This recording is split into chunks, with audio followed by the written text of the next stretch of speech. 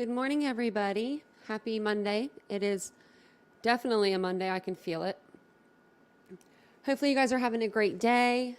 Hopefully, everything's hooked up. I didn't even check before I came on, so hopefully, you guys can hear me okay and all that good stuff.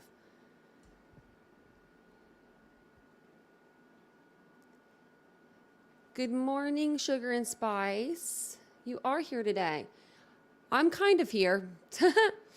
I'm sort of. I planned on coming on at 9:15, and then I had some more information I wanted to gather, and I'm still a mess, I feel like, but we'll get through it.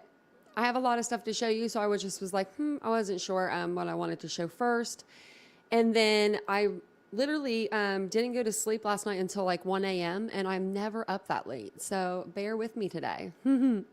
Oh, from Cabo, Annie, that's nice. I bet it's beautiful there. Bet it's better than this Ohio weather we have here. It's not too bad, I guess. And let's see, I don't know, I haven't been outside yet. Oh, it's 30. It's cold. Good morning, everybody. I'll go ahead and give it some time and let some people come into the chat. I am a little late, but as you guys come in, if you could just hit the like button, subscribe to the channel. We do have, we're trying to get to 5,000 subscribers right now, so we can do a giveaway, and I get my neon sign behind me. So you win, I win, we all win. That's how I see it anyway. And all you have to do is just like the channel and subscribe. And just as long as you do like the channel. I don't want you to do it if you don't like it. That wouldn't be as much fun. So let's see here. There is some stuff I wanted to show you. Also, you can join the membership. I put the link in the chat. And we don't have a ton of people in the chat yet, but I'll go ahead and I'll paste it back in there. So if you want to join our channel membership, it is there. Also, I do have it on members only in the chat. It just helps with like bots. You only have to be, or not members only, subscribers only in the chat. And if you're a subscriber, it's free to do. So if you don't want to like subscribe to the channel, you can always unsubscribe afterwards. It's just an easy way to keep, bots out of the chat in the early mornings. Good morning, everybody. I'm looking at you guys in the chat. Oh, everyone's here. Oh, Isabel, you're probably exhausted too. You might have got some more sleep than me. I don't know, because the time difference, but you were up with us late last night. And then I think I may, so tomorrow I think we'll do the new, Nancy Grace came out with a new podcast, so we might do that tomorrow on our live. 40 degrees there. Wow. I don't know. I can do when it's like 50, 60 is okay, but 70, 80 is perfect. So before we get started, I just want to thank everybody for coming today and joining me for the live. I do appreciate you guys so much. First thing I wanted to show you was just actually something that I saw last night. So let's see. So I was in Keep the Trolls Out of Chat as well. Yep, you're right, Mr. Werewolf. That's what I try to do. So last night I was on, I wasn't on any panels, but I was in like a couple lives, and I noticed that in one of the lives, people kept saying that the murder, okay, so that they kept saying that Bryan had come to the house for 12 weeks prior to the murders happening, but it's not 12 weeks. And I tried to tell them in the chat, and then I was just like, I just gave up because I didn't want to like correct anybody, and like sound like obnoxious about it. But I just wanted to point it out to you guys in case you guys hear it. That way you guys will know that it wasn't 12 weeks. Right here. Okay. So it says,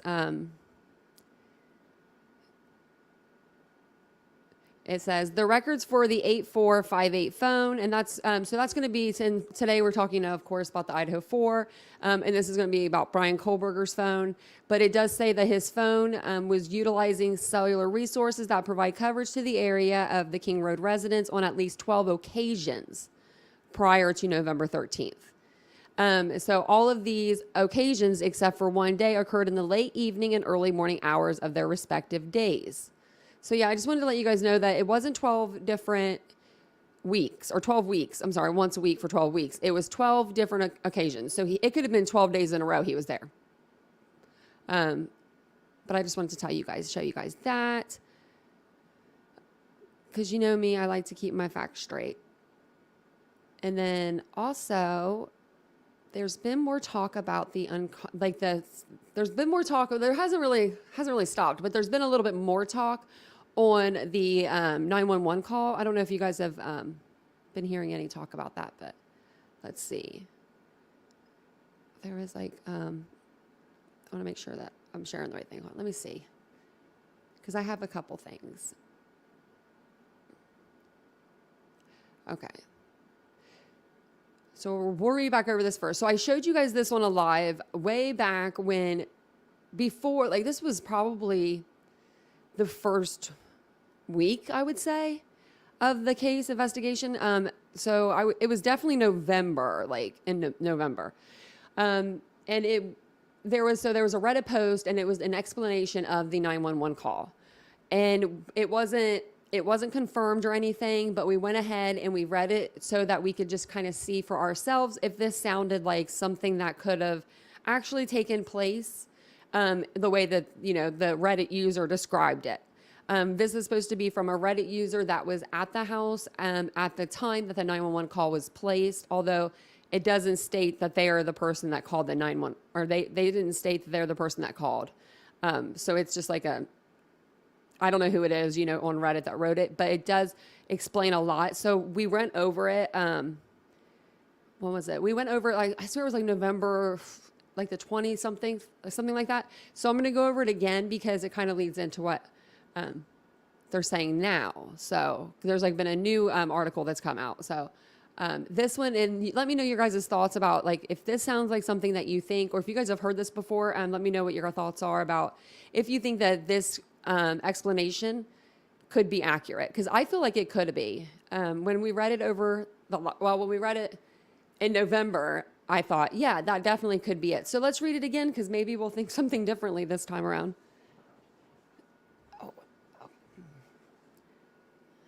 Oh, good morning, everybody. I see some more people coming in the chat, and Pin Dizzy and Rye Davis. Good morning, everybody. Thank you for being here. I really appreciate it so much. So here, I don't want to read all this part. I just want to read the actual, what they said happened. So, okay. It says, I'll read this part first. 2 people who claimed to be at the house with the roommates when the bodies were discovered quickly came to the surviving roommate's defense and wrote that the roommates woke up, went upstairs to the kitchen, and noticed the sliding door was open, and it was during that time they discovered Ethan. They didn't say where he was found on the floor, but that it was so horrific that both girls went into shock and ran out of the house. One of the roommates fainted and the other was beyond hysterical and not making any sense. So in the first sentence there, they never told us in the affidavit where they discovered Ethan. So that kind of lines up a little bit. Their frantic actions while coming out of the house caught the attention of people walking past. The people responding on the victim's Instagram claimed the people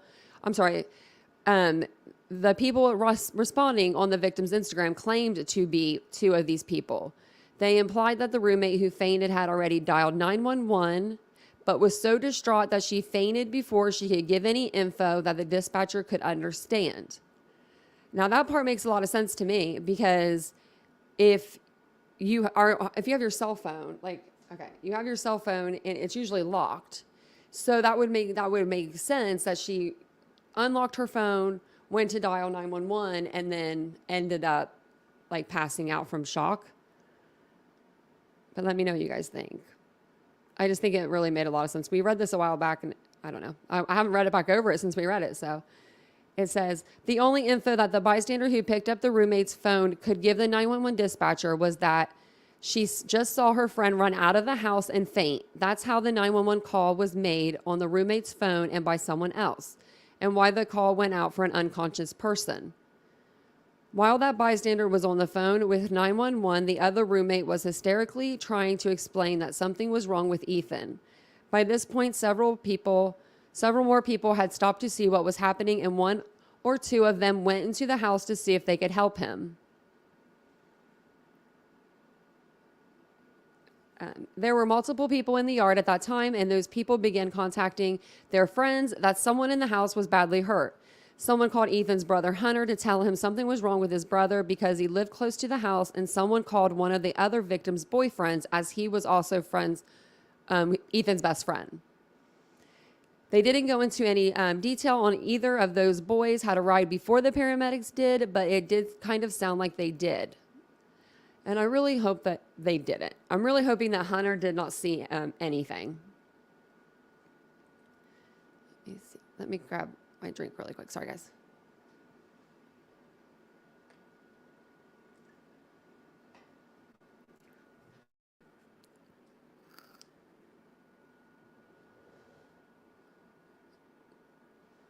Because this does make a lot of sense to me. When we went through it before, I thought it did. And then it says, they didn't go into any detail on what kind of injuries Ethan suffered, but they also didn't say if anyone went to check on the other roommates before the paramedics arrived, but it somewhat implied that someone had. The only details they gave about the crime scene itself was that it was incomprehensibly bloody. And you got to also remember, too, that this post was before, this post came out in November. So this was before anybody was caught. This was before we knew a lot of information. We didn't have the probable cause. We didn't have any of this stuff when this was first originally written. And then while those people were in the house checking on Ethan and possibly the other roommates, the paramedics arrived to a very chaotic scene, believing they were there to assess an unconscious person outside, but were redirected to go inside to help someone who was very badly hurt. So they walked into the house unaware that it was a crime scene, contaminating most of everything on the second floor. It doesn't sound like the roommates were roaming throughout the house, carelessly contaminating everything, fully aware that their friends had been murdered. It sounds like the scene was contaminated by numerous people who were trying to help, unaware and unable to comprehend what they were looking at, and that it was a crime scene.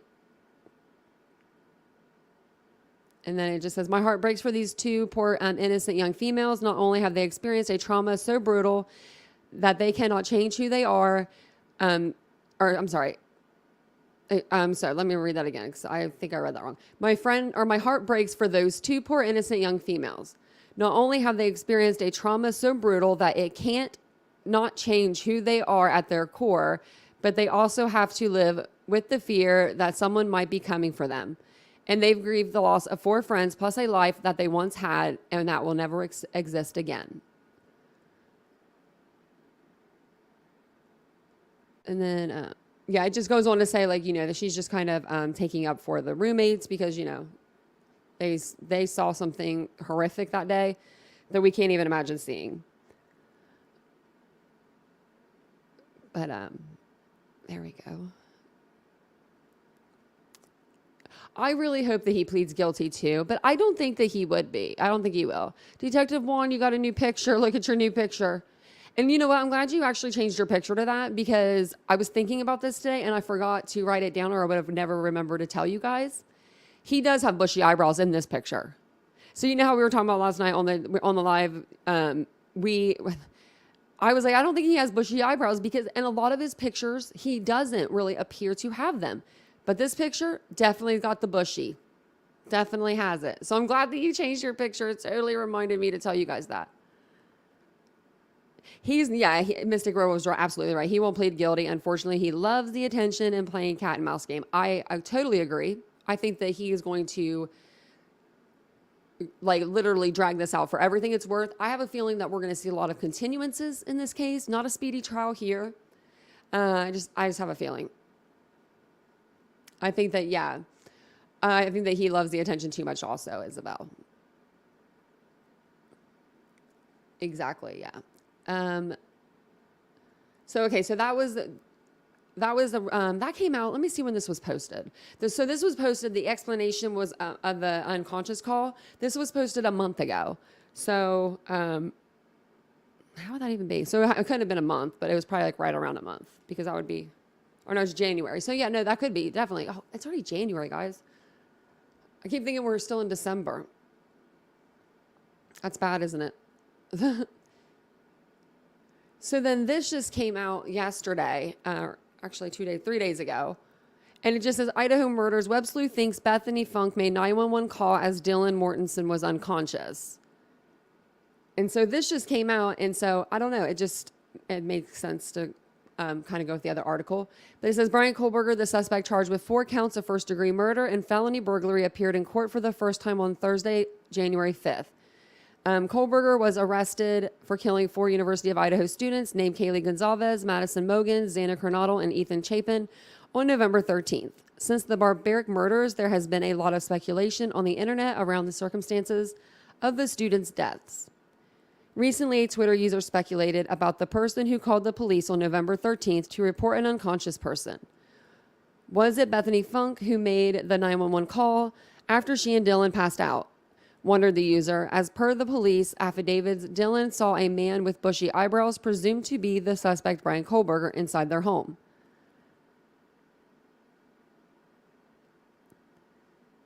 Sometimes I feel like it's easier if I highlight it for you guys, so then you can see it too. And January 1st blanks January 9th. I know, I feel like that too. And actually so Bryan's next court date is January the 12th at 10 a.m. too.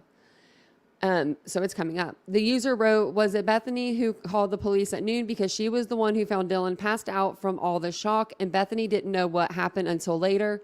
The user further added, let's not forget the only person at fault here is Bryan. And I think that kind of makes sense. Like, I mean, it does say like she passed out from, all the shock. And that kind of what it says in the other, the other article that we just went over.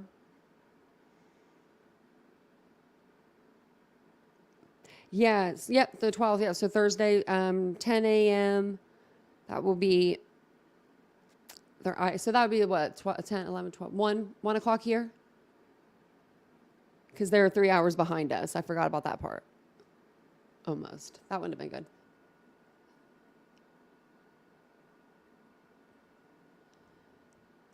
Let's see here. Oh, and then I have some new floor plans to show you guys of the house that were made up, and they're like really good. And I've got them just for y'all, so it'll be easier to maybe look at the house. And then I found another video on TikTok too that I wanted to show you guys. And let me see.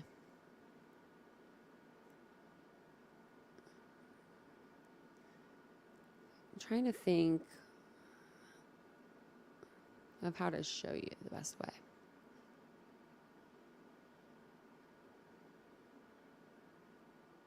Let me see if I can find a video too.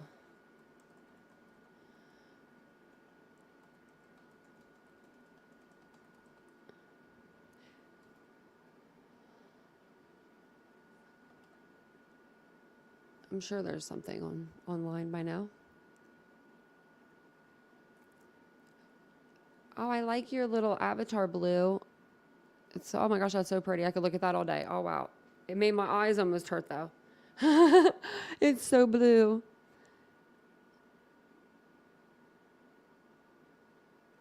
Yeah, 3 hours difference. Yep, to EST. Oh, what's going on? Someone's having a baby? Did I miss something? Your daughter's 30 tomorrow? Oh, congratulations. Or, I guess that's that. Congratulations in order. She's, you did good. She's here. She's 30. She's, I don't know if congratulations are in order for that, but happy birthday to her. I remember my 30th. I remember it. I don't really remember it, but I do remember it. I went out, I had 30 minutes till I turned 30, and it hit me that I was turning 30. So I drank a lot that night. And you know what? That was the last night I drank. After that, after I turned 30, I didn't drink anymore. What's up with that? I became unfun. Just kidding. I'm still fun. Let me see. What should we do first? I'll play this actually first. So there's 2 of them. I'm going to play this one, and then they have another one. And this is somebody that I found on TikTok when I was looking up, different 3D things for the Idaho house. I don't know if they'll have one online that'll be as good that we haven't seen. Actually,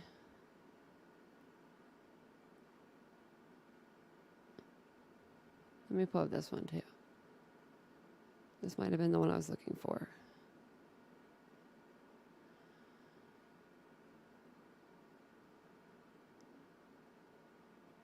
I think it is. Yep, it is. Okay. Let me pause it.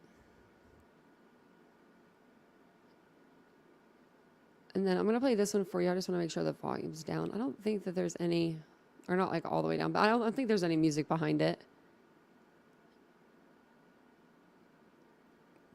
That moment you forget how old you are. I feel like I'm that. I've done that. My mom actually did that. She was 48. My mom was 46 or 47 when she did that. She thought she woke up for her birthday and everything, and she went to work, and she said, yeah, I turned 47 today, or something like along those lines, or 48. But at the time, her boss was like, no, Cindy, you turn, like, it was a year younger. She was a year younger than she thought she was. So I was like, that is hilarious. Oh, thanks for coming, a new member, Pendizzy. Welcome to the Titan crew.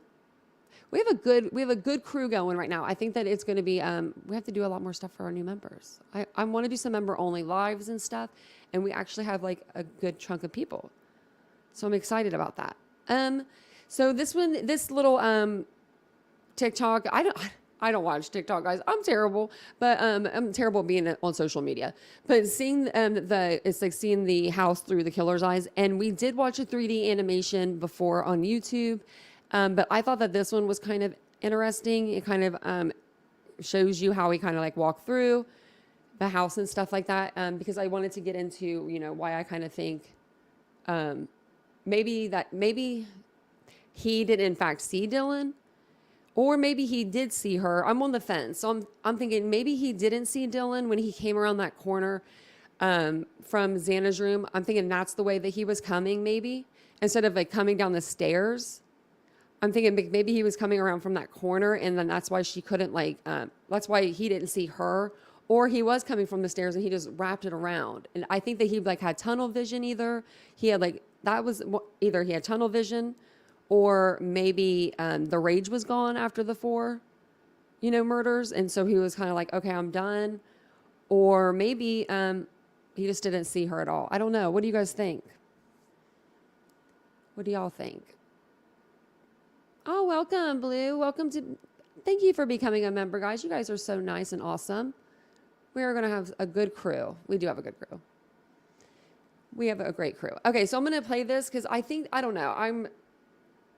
Since the PCA came out, I'm all over the place with like my thoughts on the case now, but I have been highlighting some stuff, guys.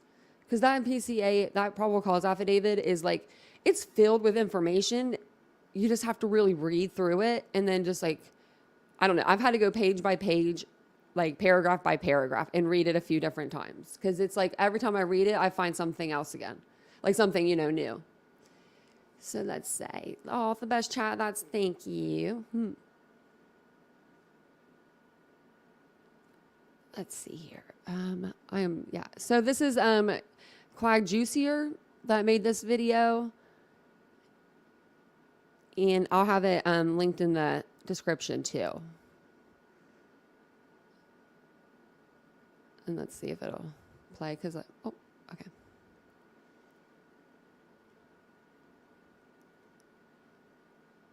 Might have to refresh the page since I haven't had it on here since last night.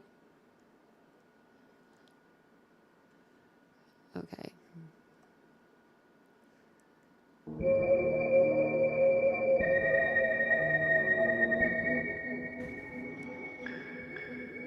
I'm going to let it play a couple times too.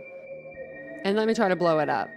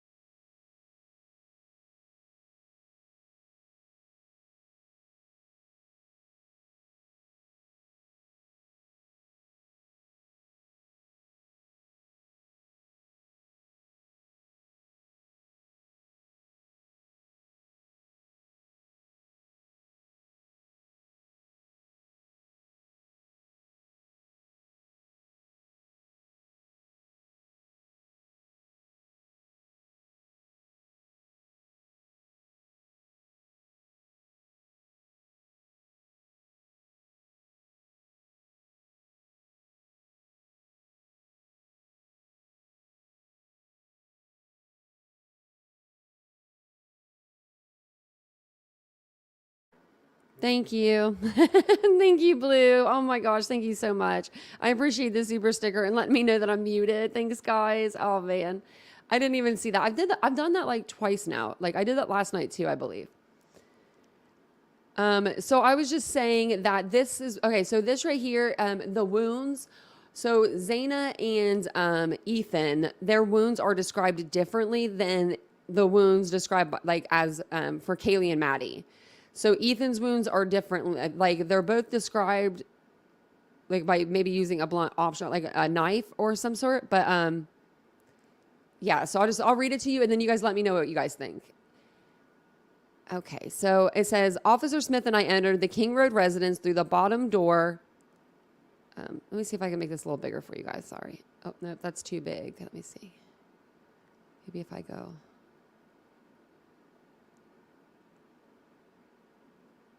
Let's see.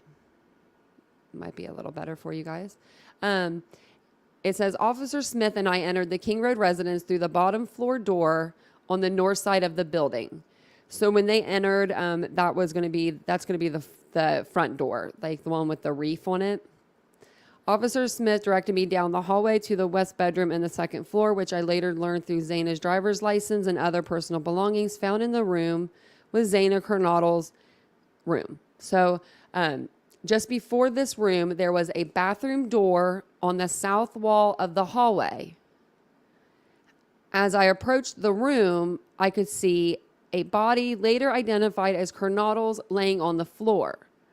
Kernodle was deceased with wounds which appear to have been caused by an edge weapon. Also in the room was a male later identified as Ethan Chapman. Hereafter, Chapman was also deceased with wounds later determined. I gotta show you the next page, sorry.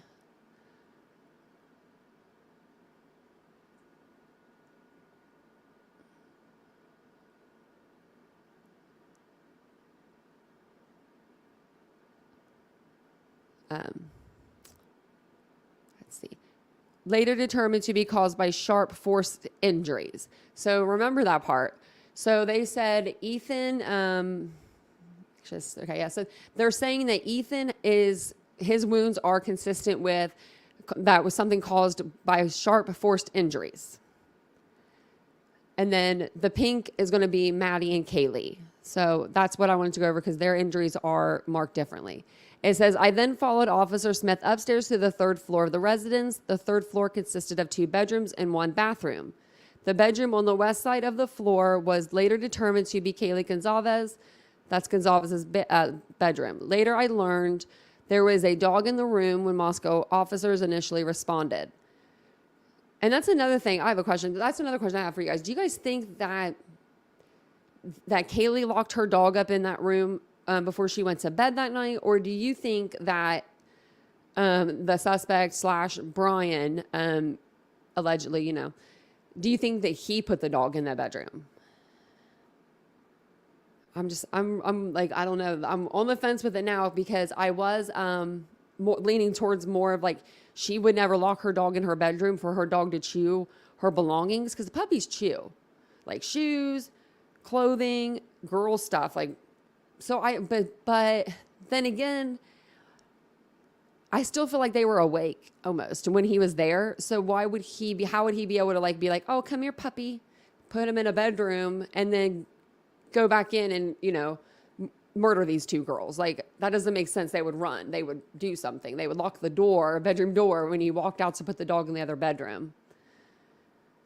So I just don't know. I'm like on the fence with it now. But it does say here, it says, Officer Smith then pointed out a small bathroom on the east side of the third floor.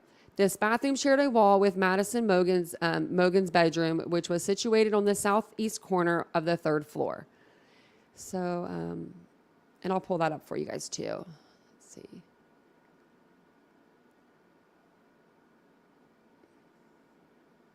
Now, let me share this one with you. So this is going to look a little weird, but so let's see. First floor, second floor. Let me share this with you.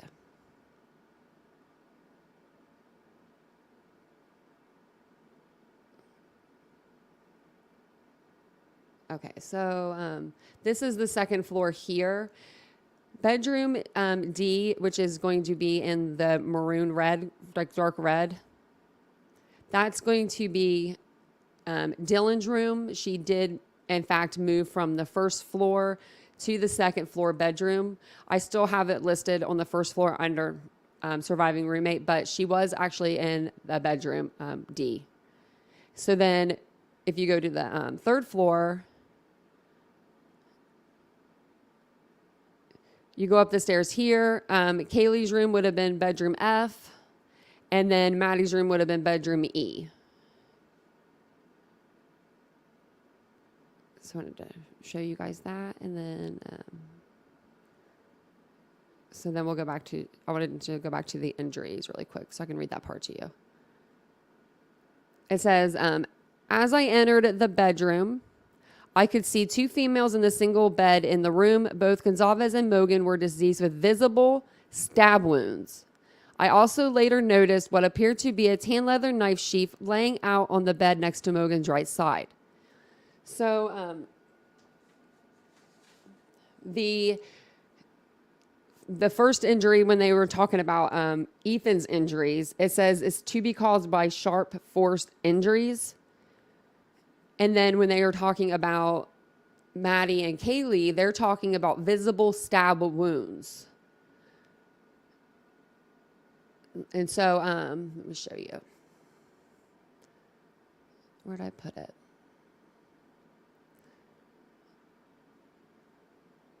So I went ahead and I looked up like the difference. Like because I mean we obviously know what stab wounds are. You know, stab wounds are, I feel like, a plunging of the knife, stabbing. This one says that sharp force injuries.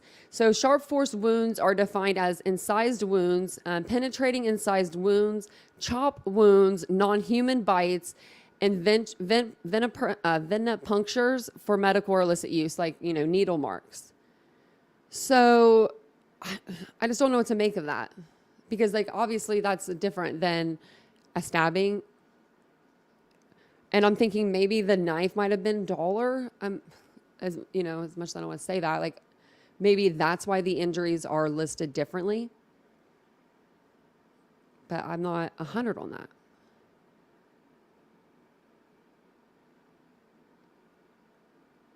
Oh yeah, I was muted for a minute. And then they came to the rescue.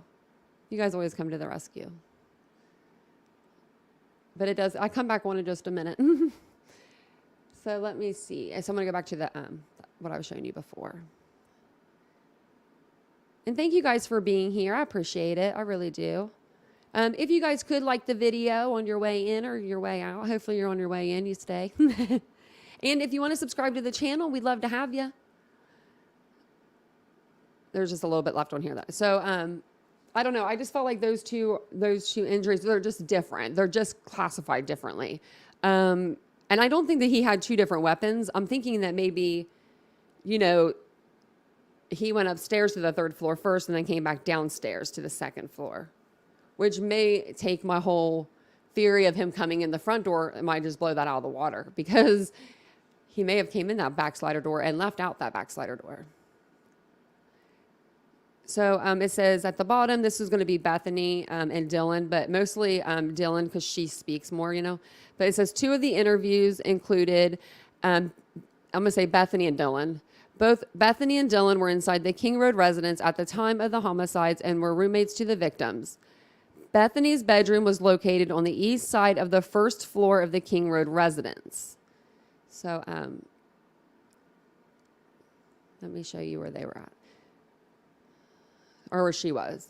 It is going to say that, so it does say surviving roommate B, but that's not true. So don't look at that. Sorry, guys. But so Bethany was at surviving bedroom A. So that's where she was when everything happened. So I definitely can see why she didn't hear anything at all. I definitely can see that. Oh, that's so sweet. Someone gifted some memberships. I don't even see it on my thing though. I just see it over here. That's so nice. That is so sweet. Oh my gosh, we are going to have such a good time. We are, definitely. I can't wait to post some stuff for you guys today. You guys could even come to my doctor's appointment with me if you want. It wouldn't be very much fun. I'm just kidding. Where was I going to go to after that? Oh, yeah, I wanted to read the next one. Just making sure I didn't miss anything. That was so nice. That was unexpected and nice. I love that. Am I missing a page here?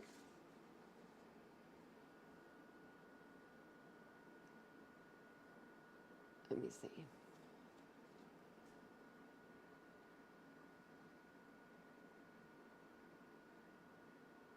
It's just they're out of order. Sorry, guys. I'm a little out of order there. Oops. Hold on, Mr. Rocky. My cat's over here looking. He wants to go out. I'll be right back. I'm going to let him out the door really quick.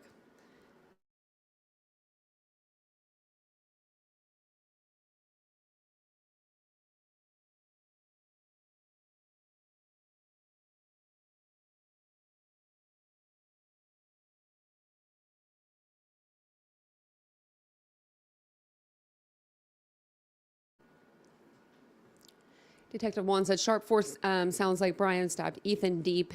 Used the entire blade, just my guess. Yeah, it could be.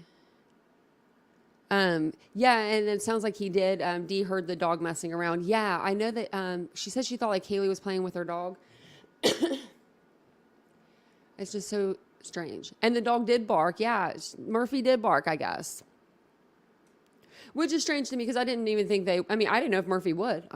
Because they're such a relaxed, chill dog. My dogs are not chill like that at all. Let's see if I can blow this up a little bit more for you. I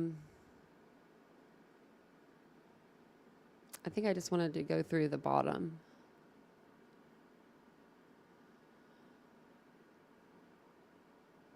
Trying to think of what I needed to go over next. Or if anything, really.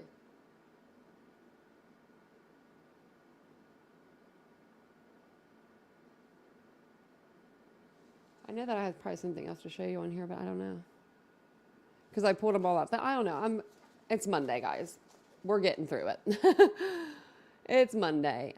So that's actually what I wanted to show you. Okay, so I'm sorry, guys. I need to pull that back up. Now I know where I was at. You know, when it's Monday, it's Monday. And I just want to read like the bottom portion of this for you guys. And so the green is going to be for Bethany and Dylan. It says, Dylan and Bethany both made statements during interviews that indicated the occupants of the King Road residence were home by 2 a.m. and asleep or at least in their rooms by approximately 4 a.m. This is with the exception of Kernodle, which is Zaina, who received a DoorDash order at their residence at approximately 4 a.m. Also, did you notice that I know that they may have had, that she might not have had Jack in the Box that evening, but there is that bag that's placed in the kitchen with her name on it. So I do believe it was from that evening. Do you guys think that Zaina maybe encountered Bryan as she was coming out of the bedroom going to take her food to the kitchen?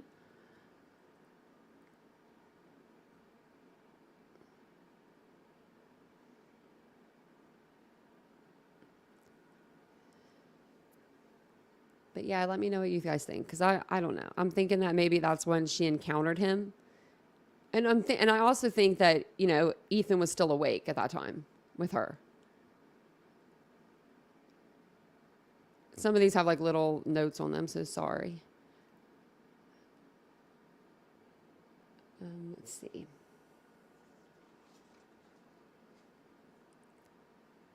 These did not go in order.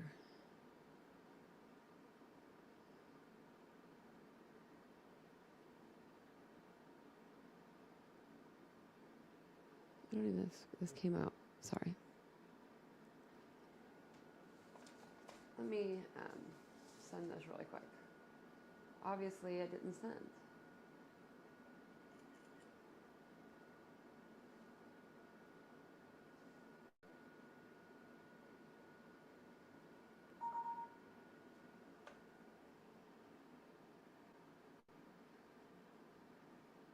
Okay, there we go.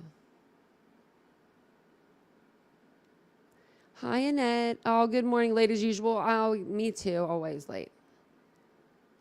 And now I've got a bunch of windows open, so I don't even know which one it is.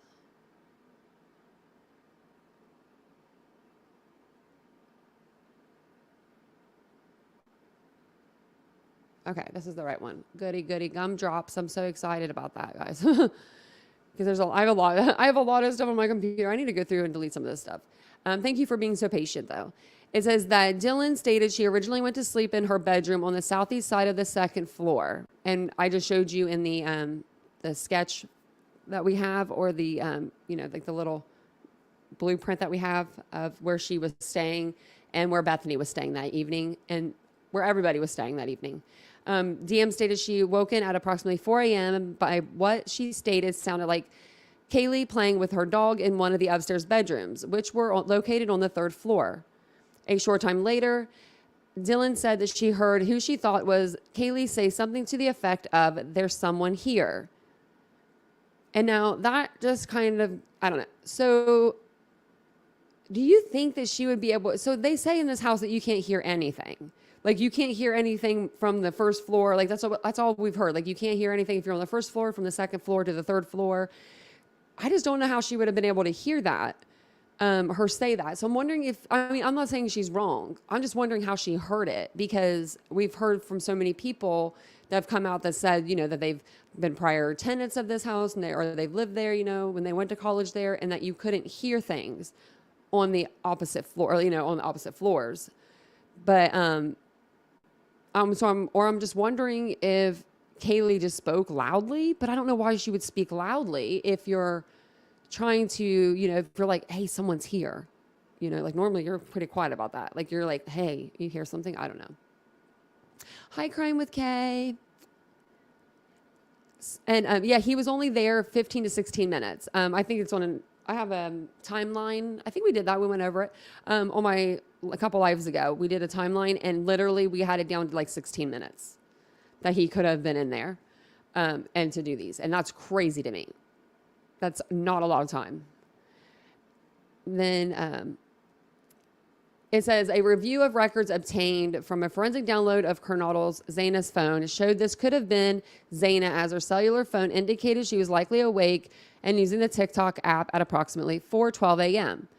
So that's what I put. Are they saying Kaylee's phone was, out and around 4 a.m.? Like that was like she was using her phone at the same time as Zaina was using her phone? Because it does say it could have been Zaina also. So, because she was using the TikTok app. So I'm wondering if they were both on their phone still at that time. But that just is I don't know. I guess if you're home and you don't go to bed till like 3:30 or something, I just don't ever. Okay, so when I was a college kid, I would drink and then I'd want to go home and pass out. Like, I don't know. I never wanted to stay up super late, but I guess the people stay up late. I don't know. That's probably why I wasn't a good partier. Dylan stated she looked out her bedroom but did not see anything when she heard the comment about someone being in the house.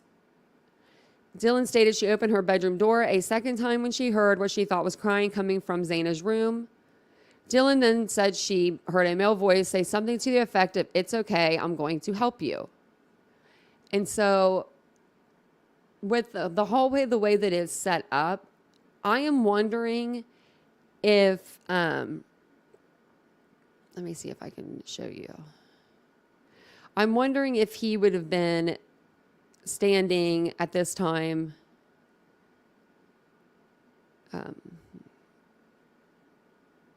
So you see the bathroom in green. I'm wondering if he was standing in this general area and Dylan opened her bedroom and had heard it from bedroom D. Because she wouldn't see him, but she would be able to still hear him, I feel like. And then maybe he said, you know, hey, it's okay, I'm here to help you. And Zaina thought maybe he was there to help. So maybe she took her guard down a little bit. Or maybe she didn't. And then he just, she did have defensive wounds. So.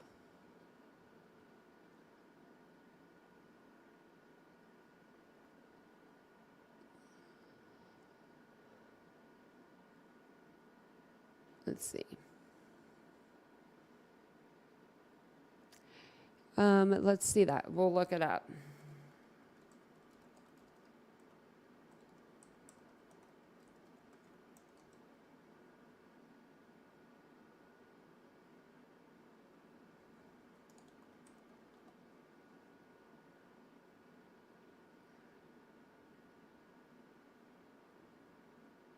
Hold on one second. I'm just looking something up real quick.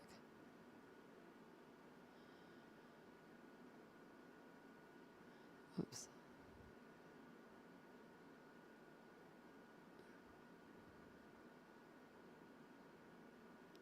I'm wondering which Jack in the Box she went to.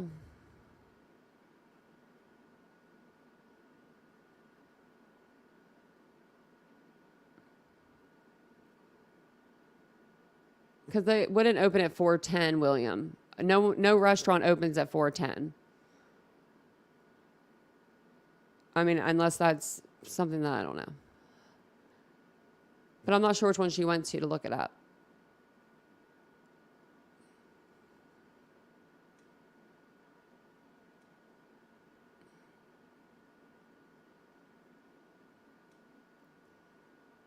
Okay, so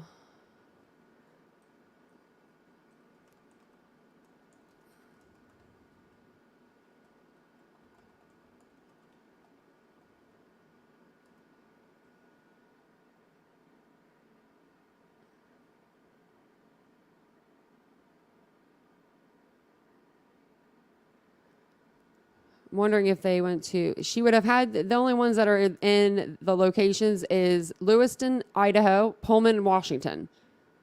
It would have had to been one of those two.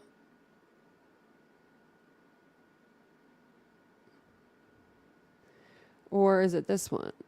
No, that's not it. Yeah, I don't know. So she probably didn't eat Jack in the Box that night. That's all that says. She probably had something else, and because they did have a messy house, and it was probably from the night before. That doesn't prove anything. We know that she did eat DoorDash that night. It was confirmed by the police. Okay, so let me see what else I wanted to show you guys.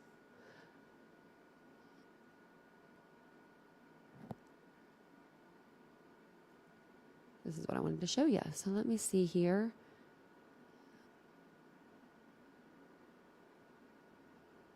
And the Jack in the Box in Moscow, Idaho is closed down permanently too. So I don't know which one she would have ordered from. So she could have actually went to Pullman, ordered the food, and ate. She probably got it from Pullman.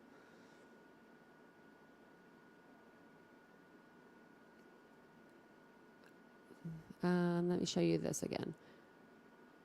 It says DM stated she opened her door for the third time after she heard crying and saw a figure clad in black clothing and a mask that covered the person's mouth and nose walking towards her. DM described the figure as 5'10" or taller, male, not very muscular, but athletically built with bushy eyebrows. The male walked past Dylan as she stood in a frozen shock phase. The male walked towards the backsliding door. And then it says DM locked herself, which was Dylan.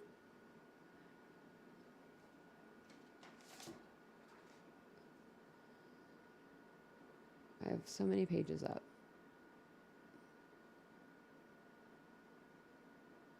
Here we go.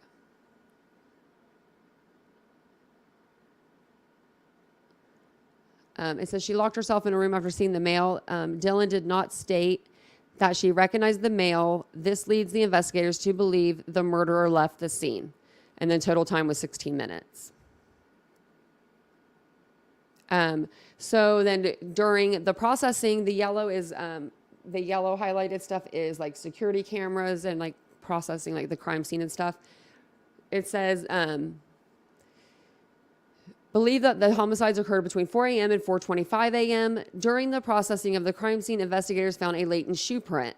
This was located during the second processing of the crime scene by the ISP forensic team by first using a presumptive blood test and then amino black, a protein stain that detects the presence of cellular material. The detective's shoe print showed a diamond-shaped pattern similar to a pattern of van-type shoe just outside the door of Dylan's bedroom, located on the second floor. This is consistent with Dylan's statement regarding the suspect's path of travel. So I'm wondering if the shoe print is like going forward, like if you're standing at her door, if it's like this way, like he's going into her room. But what I'm really thinking it is him like going around, like if he's, and that's what I was going to show you on here too. Because it's a little easier to show you. And then I can show you that video too. Again, so then it might make more sense. But yeah, I think that he came out of bedroom C, which would have been Zaina and Ethan's room. Ethan was staying over that night. And then he would have came around the bathroom through the hallway. And then so he probably went from the hallway straight into the kitchen through the slider door. Like he just made like a beeline, I think, for the door. I don't think that he necessarily even saw her. And if he did, I think that it was more of, I'm done. Like he was kind of like, like, I'm done with my like rage for now after killing 4 people. What do you guys think? Yeah, no, he obviously didn't go into the bedroom. But I was wondering if he like walked up to the door and was going to go in.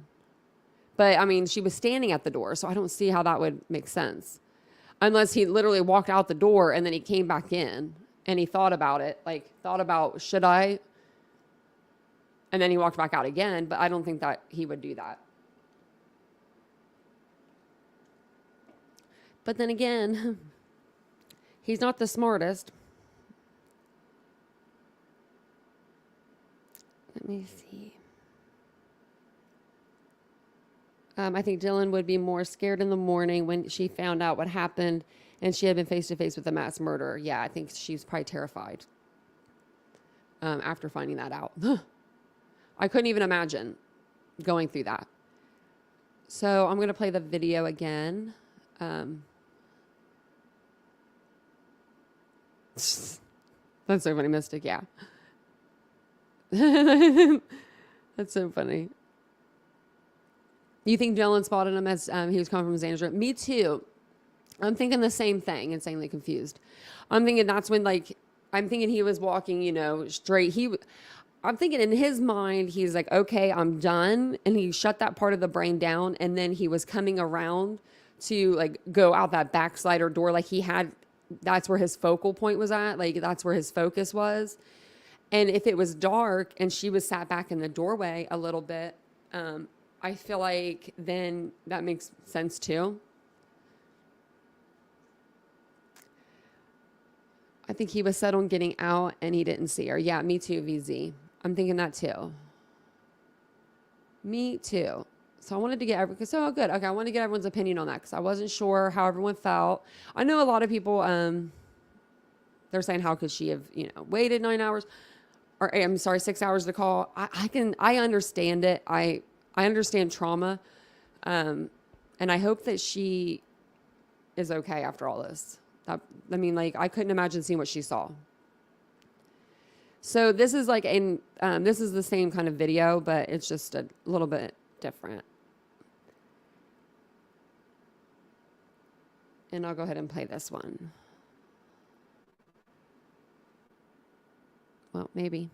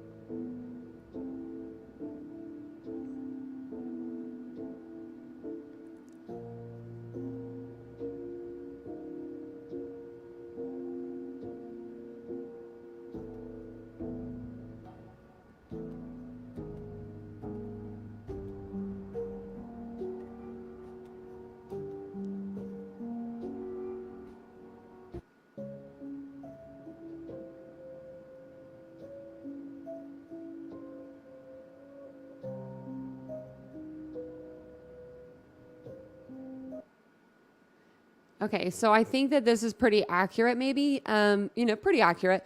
So I think that when he first came in the house, and I don't know if he walked in the front door and came up the stairs, or if he came in the back slider door. I'm not sure, because that front door was left open the next morning.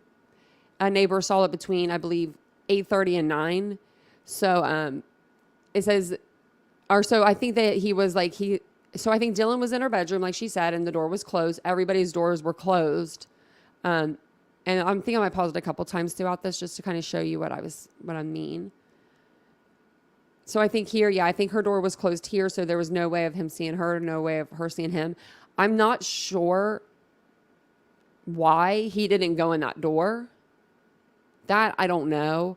Maybe he assumed that was a closet of some sort or something. I don't know.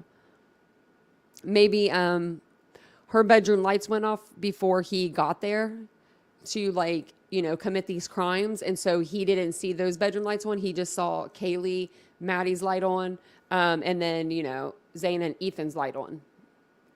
Maybe, I don't know. Oh, are you leaving, Blue? It was nice to meet you. Come back and see us for sure. We will be here. And thank you guys also for being here today and spending a little bit of your morning with me. I really appreciate you guys so much for doing that. If you could like the video on your way in or your way out, subscribe to the channel. We are trying to hit 5,000 Titans. That way I can get my neon sign. I know it's a little for me, but a little for you. We're going to do another giveaway. So it's exciting. I love giveaways.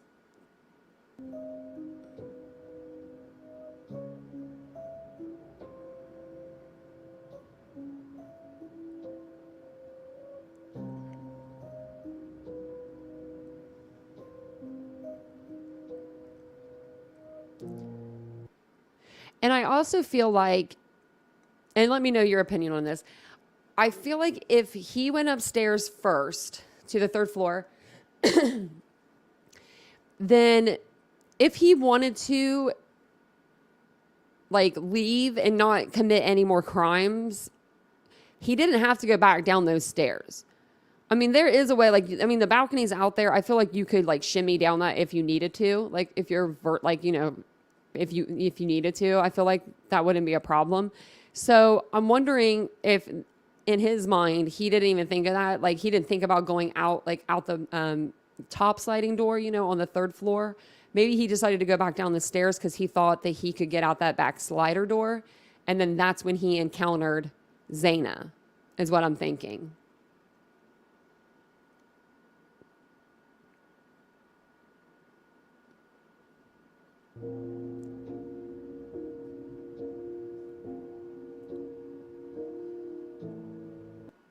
And so here I also think her bedroom door was still closed. And so that's why he didn't see her or anything. He might have actually heard her when he was upstairs open the door. So maybe that's what brought him downstairs. And maybe he heard her open it and shut it because when she thought she had heard, things going on in the house. Yeah, he definitely had to know the layout. And that's what I'm wondering, Isabel. Because even if you're watching from outside and you're seeing these lights go off, this house is so weird. It's just so weird. It's shaped too weird to really know. I mean, it has divots and has little steps that go up and, it's a weird layout.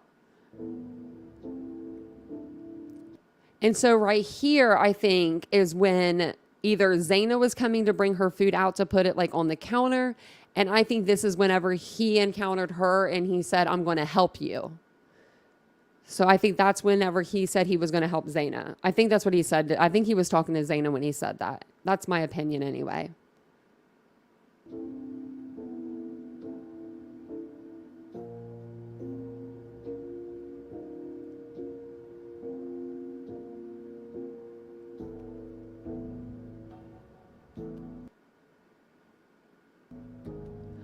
And I'm also thinking that this is when he was, I'm pretty sure that he was standing around that corner also when he said that, because Dylan would have been able to hear him, but she wouldn't have been able to see him. And then this is where I think that he encountered her. like, I think that her door might have just been like cracked open maybe, or she did have the bedroom door open like all the way and she was sat back in the door and he just assumed that this door was still closed because he saw darkness there. Maybe her light wasn't on, something like that. Oh, I wonder if he was been to view it when it was empty. Oh, I don't know. I wonder when the last time it was completely up for rent, because we would be able to look at that and see if he was even in the state, because he's only been in Washington for a short amount of time. Washington area. And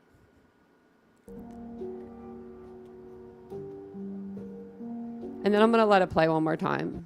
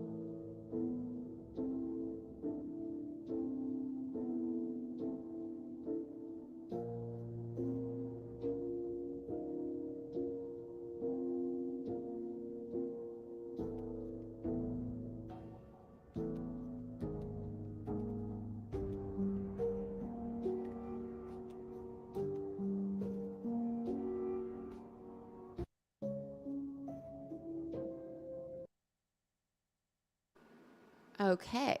So yeah, I just wanted to show you guys that. So I think we're all in agreement maybe that we don't believe that he maybe saw her. Let me see. What was this? Oh, I think this is like the virtual tour I was going to show you.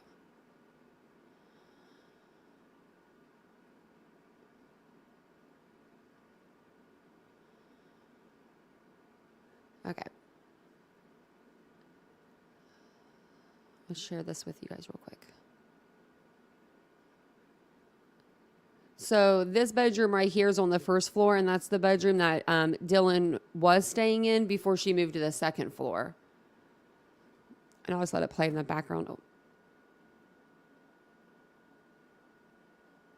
Exactly, yeah. And so I'm thinking that's what he was wearing too, was just like a face mask to cover like part of him. I mean, look, his family used them when they went to court. I was gonna get into that. I wonder if I should read those. Yeah, I have it actually up on here. There are some creepy posts that he was, I guess, they were saying that it was him. Let's see. I want to make sure I get them in order.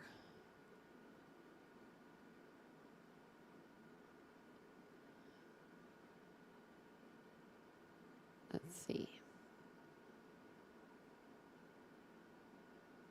I love having to wear a mask everywhere. I saved a lot of money on makeup. That's so funny. So have you guys heard of this, these Reddit posts that supposedly Bryan Kohberger, made this account and he was posting these on, it's called Tapatalk. And from what I'm gathering, Tapatalk is some sort of like chat forum. These are back from 2011. So these are like way back when. So we do believe that this was actually him when this is like maybe after he had lost the weight. So, after he had lost some weight. And it says xr.those with visual snow. And so that's what it's about, is visual snow. Let me pull it back up. Because I had never heard of this before.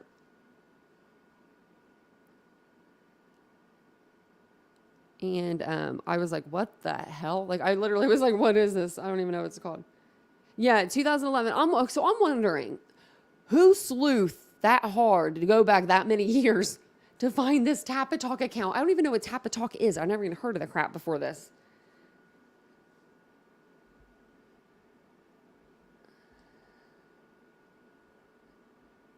Okay. That's so funny. Too much no vision. So yeah, we're going to go over this. We'll go ahead and read them real quick. So the first one is kind of long, but this is from July the 1st, 2011. And let me make sure. I want to read these in order. I think they're backwards, so let's see. Okay, so let me get these in order real quick, because they're not for some reason.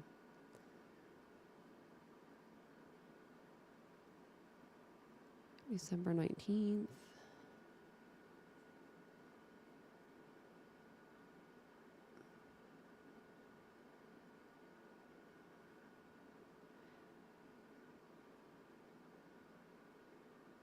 Okay, so this is going to be the first one that he, that he wrote. So this is how I'll blow it back up in just a minute. But so let me see if I can actually look up.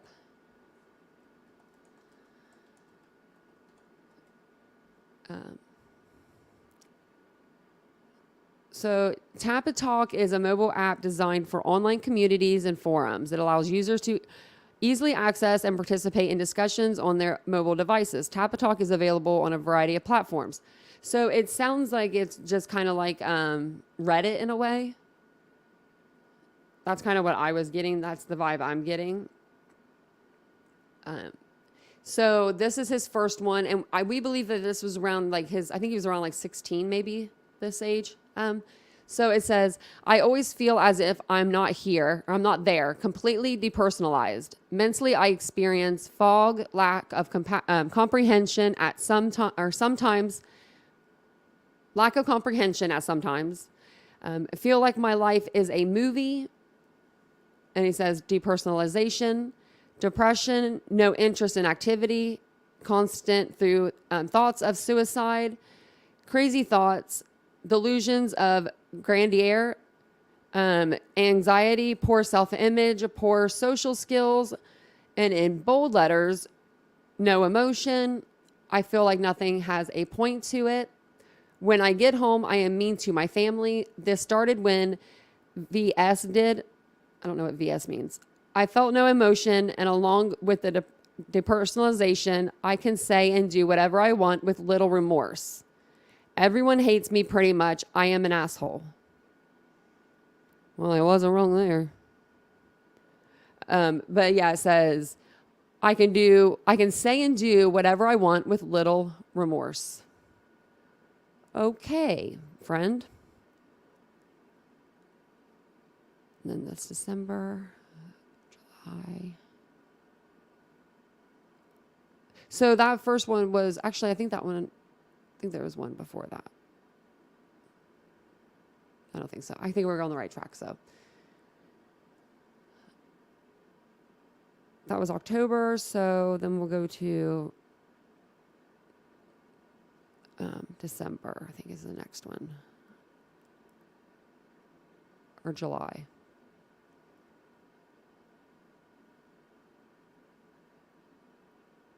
Let me see.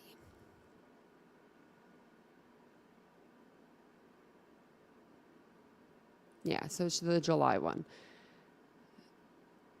And this is the big one, so.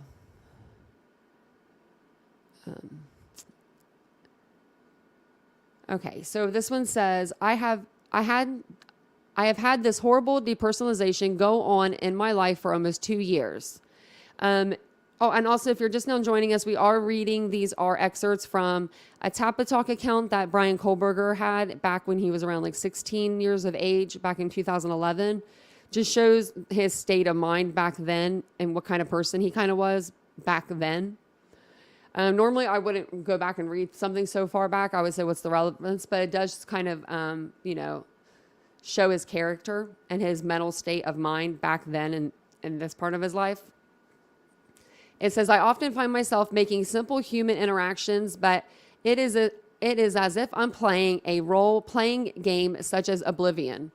I can see what's going on. I am slightly into it, but I can pause the game and focus on my real life. In this case, my life is the game, and my old self can be reached by pausing the game. But how? I often think of things that humans do, things I have done my whole life. I feel like an organic sack of meat with no self-worth. So as I am starting to view everyone as this. Everything I have ever done makes no sense. How did these things get this way? I am wearing this shirt, and who decided that humans shall wear shirts like this? Are we all just advanced are we all just advanced animals with possession, or is there more that I can see, that I can't see? I can't connect. I view everything as if let's try that again. I view everything as I would if I was playing Oblivion, pointless and full of nothing, out of reality. I am moving out of my house. My last holidays were already lived, but where was I? As my family group hugs and celebrates, I am stuck in the void of nothing, feeling completely no emotion, feeling nothing. I feel dirty, like there is dirt inside of my head, my mind. I am always dizzy and confused. I feel no self-worth. I am intelligent, but I feel the opposite. I say things I don't mean. The last holiday in my house, the house I grew up in, the house I once contributed to, the house I once felt at home in is past. As I hug my family, I look into their faces. I see nothing. It is like I am looking into a video game, but less. I feel less than mentally damaged. It is like I have severe brain damage. I'm going to read your comments, but yeah, no, I'm OCD and anxiety too, and I wouldn't hurt anyone, but yeah. Oh, it is. Blue said it's visual snow is a lack of iron and potassium. That sounds right. I was looking into it. I'm like, what is this? I had never heard of it. It says, I am stuck in the depths of my mind where I could constantly battle my demons. I am here, or am I fake? I feel myself slipping away. I hear screams faintly, but I constantly battle away from it. What if I let go? Where would I be? Would I ever come back to reality? I feel myself slipping away. I hear screams faintly, but I constantly battle away from it. What if I let go? Where would I be? Would I ever come back to reality? I try to remember where I originated from, but I can't. I barely remember my childhood. I often fear being 80 years old alone and having faint memories of my parents, everything I missed out on. Whammy. Well, you just put yourself in that position right now. So you are going to be very old at 80 years old if you're still alive. I thank my father, what a good man he is, how I treat him like dirt because I have this condition and I can't take it. I might spiral out of control and lose myself in the void. I can't let it all go. All of those regrets I predict for my future self, all of these thoughts of remorse I got when I was in my stage of discovery. Now I look in the mirror and I see this sickly, tired, useless, and stupid man in the mirror. He is a complete disgrace. He doesn't even deserve to live. I remember when I was 15, I would wander alone at 2 a.m. Everything was so generic. Nowhere felt like home. I saw things that were not there. A different reality. I felt eerie and alone. I died during those nights. I felt like a criminal, but where was my record? I can't talk without flinching now. I used to be this healthy blonde-haired boy with blue eyes, and in a few years, I have darker hair and darker eyes. Half the body weight. Where did I leave off? I try to sleep. I try to clear my head, but the pressure won't go away. The pain and depression won't leave. Being me is this horrible disease that I was given. I think of this as I succumb to sleep, but I see a large intestine of black/yellow white fuzz. It's crazy that those are the colors that he sees. Those are the same colors of the school of Idaho, University of Idaho. It makes my mind fizzle and I can barely keep in the bounds of reality. It is as if the ringing in my ears and the fuzz in my vision is simply all of the demons in my head mocking me. I fall asleep, but I wake up quickly to bloody screams. Is any of this here? Am I brain damaged? No. Then why am I like this? I have these thoughts in my head. I search for someone to relate to me. Everyone looks down upon me. No one can relate. As I try to read, suddenly my eyes look through the words. When I look up, I see blue dots near the center of my vision. When I feel slightly calm, it gets hard to breathe. And when I see bright dots in my vision, nothing I do is enjoyable.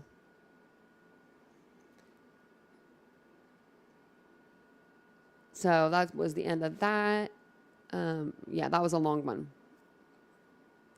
I definitely think that I don't know what he was seeing. I don't know about this visual snow. I've never heard of it before now. Let's see. I'm going to grab my drink really quick.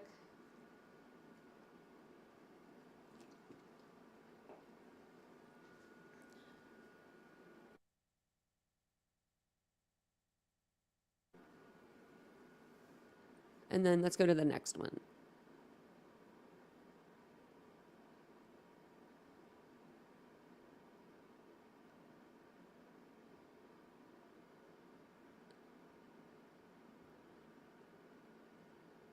Is this the last one? I think there was one more.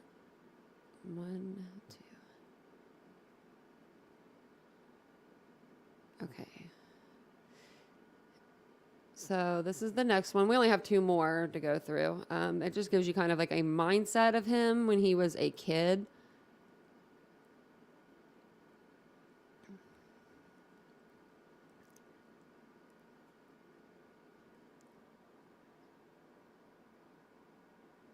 You can definitely have them. If you knew all the, if I read them all to you, I'll read them all to you. I was in a car accident when I was 28, so back 2014, and I still have traumas today, anxiety, depression. I deal with those. OCD, I'm hypervigilant. PTSD, chronic PTSD. So you guys are not alone. You're not alone. Believe you me. Try to blow this up a little bit for you guys. So this one is from October 29th. This was actually 2010, so it's the year before. I thought that this was actually 2011, but it wasn't.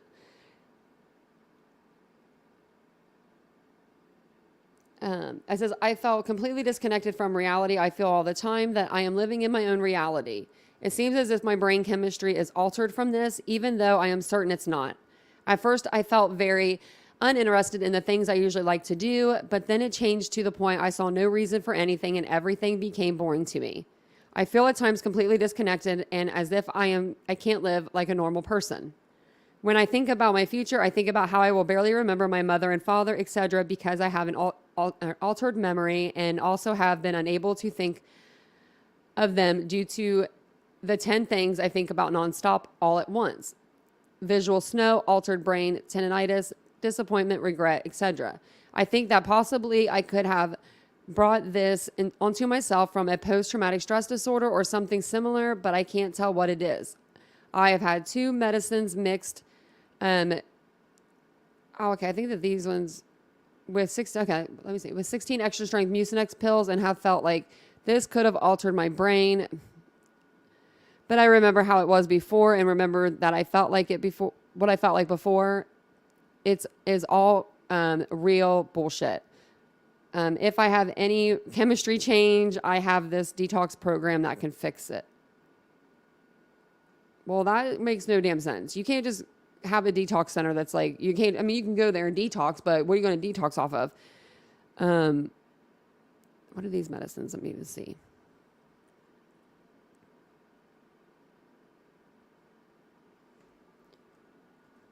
Because I usually don't need to look them up. I usually know them by heart, but I don't know that one.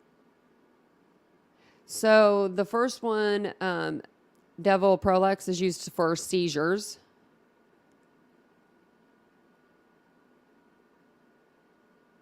And in the manic phase of bipolar disorder.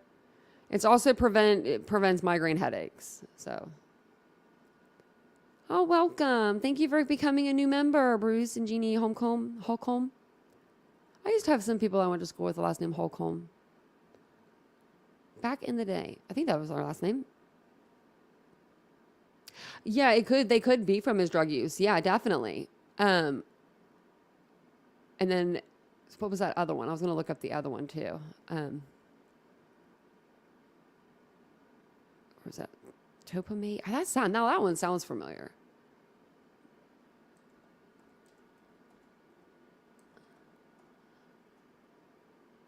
think this is it.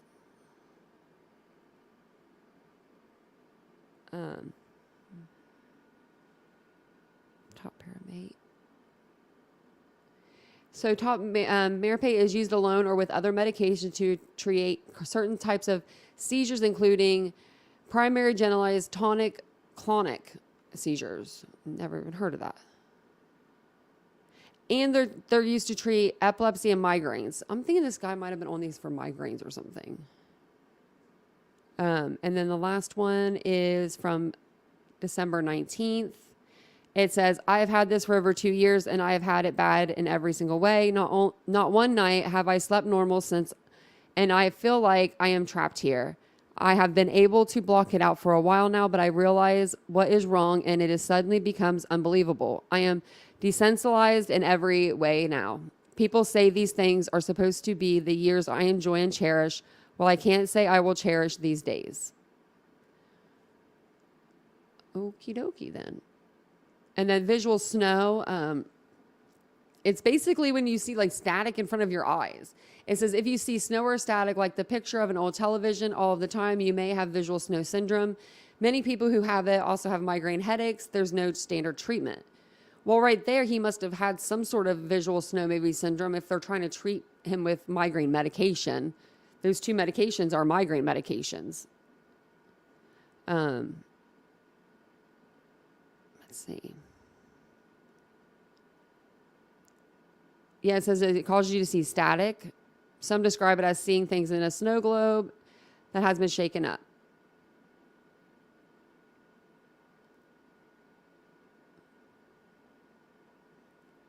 Wow, I don't know. I don't know if he would still have this that long after, but...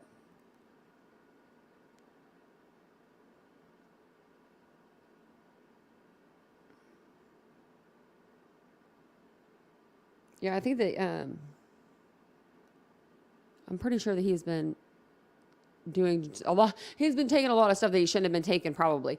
But even when you do that, even if you do drugs for a long time, it doesn't make you a murderer usually. You know what I mean? You usually don't. Your brain doesn't circuit out like to that point where you're just like, hurting people like that. Let me see here. I think I have like so many windows open. I think that was all I really had to show you guys today. I have to go to the doctor here in a little bit. Oh, I don't like that. Eye surgeon. Not cool. I don't want to go. I had like a stent put in my tear duct and they might take it out today.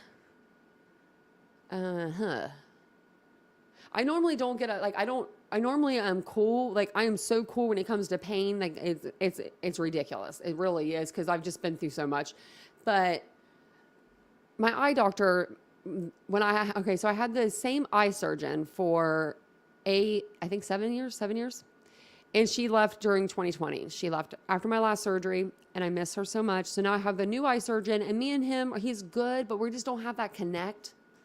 So I just don't really want to go. Yeah, mixing heroin and RX meds, not a good combination, not at all. You're exactly right, Isabel. The fact that mental illness has always had a stigma attached to it because you can't wrap a Band-Aid on it. Yep, and people think it's not a real illness, and it definitely is. It's almost worse than a real illness. I mean, I literally, to give up all those, I would probably give up something. And I've given up things before, like my eye, didn't have a choice, but it's gone. So I know what it's like to lose. And I'd almost just to not have to deal with it, I'd almost lose the other one. Let's see. I think that's all I had to show you guys though today. I will be back on tomorrow, maybe tonight. If anything happens today, I'll be back on. But I do have a live scheduled for tomorrow. And then actually maybe I will come on tonight. Maybe we'll do the Nancy Grace podcast tonight.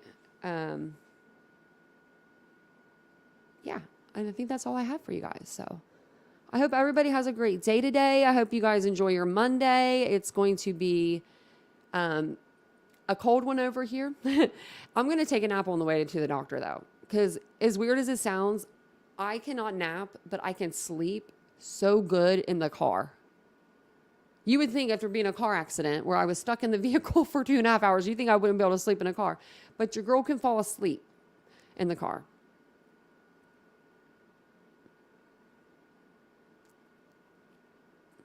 Yeah, I think we're all on some medications, I feel like, in our group. And our group is we have, like, I was telling Vincent this last night, because my channel, when I first started, it was trauma channel, like a lot of traumas, injuries and stuff. And then I switched to true crime, but I've learned so much more about, like, people in my chat that they have a lot of traumatic injuries too. It's like we all are kind of living in this world of, like, it's just craziness. Do you know what I mean? Like, when I think of myself, there's always somebody that's worse, you know? And so we all kind of help each other. I feel like in the chat, we're all a little mentally unstable and a little physically unstable too. And tell you something funny before I get off of here. I've been in this chair like the last week nonstop, and I'm not used to sitting in a computer chair at all. The other day, last night, I was like this, and I tried to do this, like I was in my wheelchair again. Like, I thought I was like in my wheelchair. I was like, wait, you don't have to do that. I'm like, you don't have to do that. So, oh my gosh. But I hope you guys have a great day, and I hope you guys are either relaxing at home, or hopefully you guys have a good day at work if you're at work listening. But thank you again. If you guys could like the video on your way in or out, I did some lives over the weekend that were really, really good. 2 pre-recorded videos, tons of stuff to watch if you guys want to hop on my channel, watch some stuff, get caught up. I'm telling you, we do lives and we cover so much on these lives. It's ridiculous. I feel like sometimes we're like ahead of the game. A lot of times I feel like we're ahead of the game because you guys help me out so much. But I will see you guys later on today or tomorrow. And I hope you guys have a great day. And I hope you enjoyed the video. Bye, guys.